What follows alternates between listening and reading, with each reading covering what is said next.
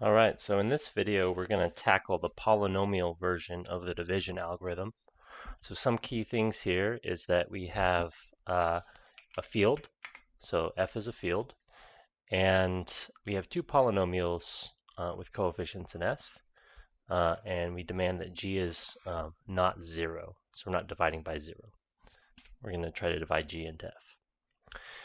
The polynomial division algorithm says there exists unique q and r, q is quotient, r is a remainder, and f adjoint x, such that f is g times q plus r. And the degree of r is strictly less than the degree of g. So again, it's very important that f is a field, g is non-zero, and that the degree of r, the remainder, goes down, right? So let's prove this. So we're going to have to rule out some edge cases in the beginning. We're going to work on existence first, and then we'll prove that they're unique afterwards, right? There's two things to do here. There's exist and is unique. Well, if f equals 0, then we can set q to be 0 and r to be 0. The degree of r is negative infinity because the degree of the 0 polynomial is negative infinity. And that's certainly less than the degree of g because g is non-zero, so it has a non-negative degree. Great. So that would be what we would get if f was 0. Now we're going to look at what happens when the degree of f is less than the degree of g. So if we try to divide a smaller degree polynomial by a larger degree polynomial, well, what can we do? Well, we can take it shouldn't go into it at all because there's not enough degree, so our quotient is 0, and we set the remainder to be f. In this case, that certainly works. Q is 0, it zeroes out this part, and r has to be equal to f then. Great. Well, the degree of r is the same as the degree of f in this case because they're the same polynomial, and that's less than the degree of g. Nailed it. All right. So what we have reduced to is the case where f is non-zero and the degree of f is bigger than or equal to the degree of g. So assume exactly that. F is not 0 and the degree of f is at least the degree of g. What we're going to do is we're going to induct on the degree of f. So we're going to go through cases. Well, we're going to do induction on the degree of f, so we have to do the base case now. So the base case is the degree of f is 0. And remember that in this case, the degree of f is bigger than or equal to the degree of g. And g is non-zero, so its degree can't be negative infinity. And so in particular, the degree of g is also 0. So f and g in this case are both just constants. They're non-zero constants. And all constants divide each other. So what can we do? We can set our quotient to be fg inverse, because g is a constant, so it's invertible. Then f, I claim, is, well, it's obviously fg inverse times g. And so what do we want our remainder to be? We want our remainder to be 0. Okay, so q is just fg inverse, and our remainder is 0 in that case. And that's the base case. So it works. There exist polynomials. And the degree of the remainder, sorry, I missed that part. And the degree of r, my dog just came in after drinking water and slobbered all over my desk, so it was distracting. The degree of r is negative infinity because r is 0, and that's less than the degree of g. The degree of g is 0 in this case. All right, great. Now what we're going to do is we're going to suppose true whenever the degree of f is less than some fixed m. Okay, so whenever we have a polynomial that has degree less than m, the statement is true. We need to show it's true when the degree is equal to m.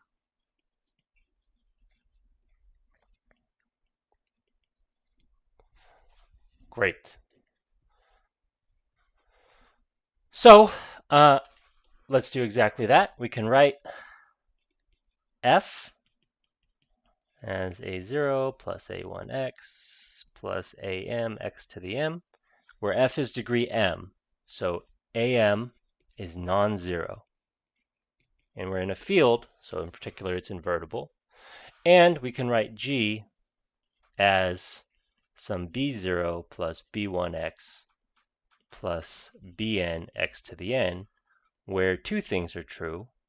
Bn is not 0, and n is less than or equal to m, because we want to look at the case where the degree of f exceeds the degree of g. All right, then what we're going to do is we're going to set h of x to be equal to f of x minus, all right, how does polynomial division work? You take the leading coefficient here and you divide that into the leading coefficient here, right? And so when you divide that in, what do you get? Well, you get am divided by bn, and the power is x to the m minus n. And then what do? You multiply that expression with the polynomial, the divisor, and then you subtract that away from the function. So it's important that we notice here that all this is doing is it's carrying out one step of polynomial long division. That's all it does, is it carries out one step of polynomial long division. All right.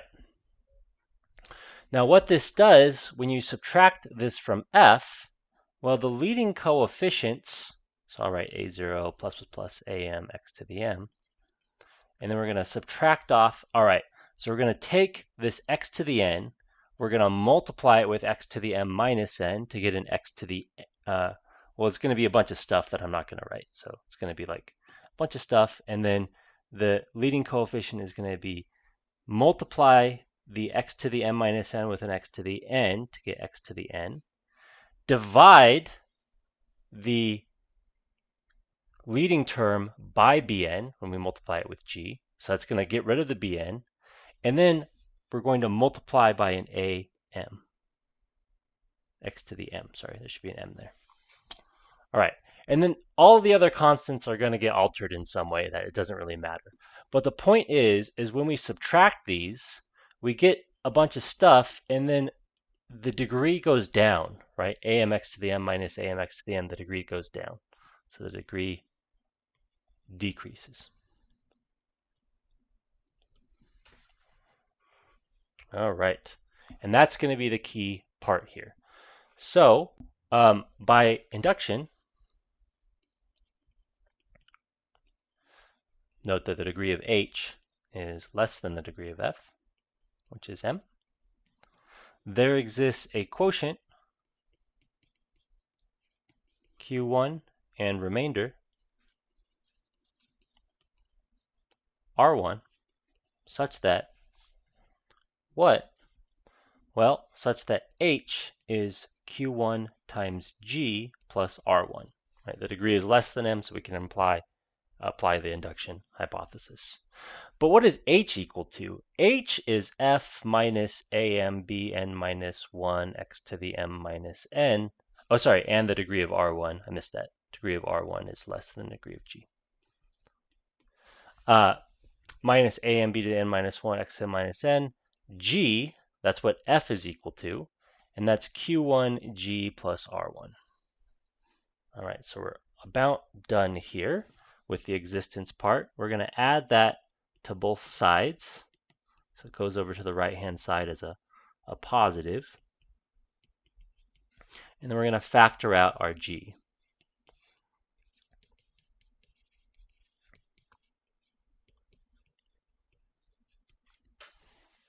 Fantastic. And this is it. So if we set q to be this guy, and R to be this one, then F is QG plus R, and notice that the degree of R is less than the degree of G. Let me write that in. Then F is GQ plus R, and the degree of R is less than the degree of G because R is R1 and it's true for R1. All right, so that was kind of long, but it's just polynomial long division in the background. So that's the existence part. And then in the last, this video is going a little bit long, that's okay. We're gonna now talk about uniqueness, why there's one and only one way of doing it. So suppose you had two ways. So F was G, like how do all of our uniqueness proofs go? You have, you suppose there's more than one and you show that they're the same. So suppose on the one hand it was GQ1 plus R1, but it's also GQ2 plus R2, where both the degree of R1 and the degree of R2, they may not be the same. We don't know necessarily that, but we do know they're less than the degree of G. So that's what we do know. Then what? Well, the way in which you show uniqueness is you try to take your two different expressions and you combine them somehow. What can we do? Well, they're both equal to F, so we can set them equal to each other. So GQ1 plus R1 is equal to GQ2 plus R2. All right, and so now what we're going to do is we're going to put all of the GQs on one side, so we'll subtract over the GQ2, and the R's on the other side, so we'll subtract to the right the R1. And what is this? This is G times Q1 minus Q2 is R2 minus R1. Now let's look at this for a second.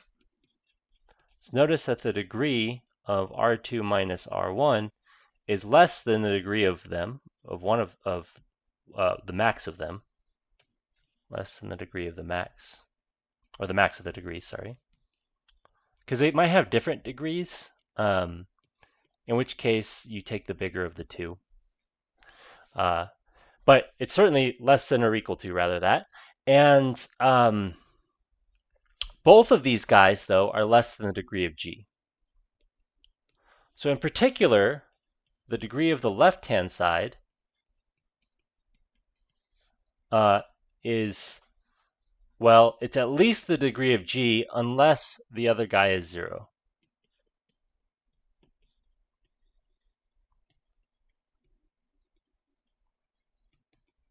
In which case the whole thing would be 0.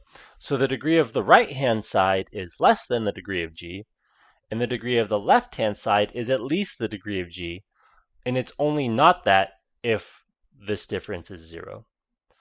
So if you take the degree of both sides, it should agree, but they can't agree because one's bigger than the other. So we conclude from this, by degree reasons, that Q1 minus Q2 is 0, or equivalently Q1 equals Q2. And if we use the fact that Q1 minus Q2 is 0, and we plug it into this guy, we're going to get that R2 minus R1 is 0, or equivalently R1 is equal to R2. And that's what we wanted to show, that the remainders were unique. So this was a little bit longer because it's a little more computational, but that's it.